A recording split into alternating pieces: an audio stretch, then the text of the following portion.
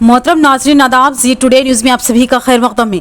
जिला निजामाबाद के देही इलाकों के अलावा आसपास के इलाकों में गरज व चमक के साथ ज़ाला बारी व बारिश हुई और तेज हवाओं के सबब बरक़ी के खंभे और दरख्त जमींदोज हो गए और किसानों की हाथ आई फसलें व खड़ी फसलें पानी से तबाह व बर्बाद हो गई, जिस पर किसान परेशानियों व मायूसी में मुब्तला हो गए।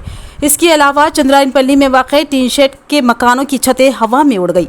एक तरफ आवाम को चिलचिलाती धूप की शिद्दत से राहत नसीब हुई तो दूसरी तरफ किसानों की फसलें तबाह व बर्बाद हो गई और इस बारिश की वजह से मामूल की सरगर्मियों में दुश्वारी का सामना करना पड़ा।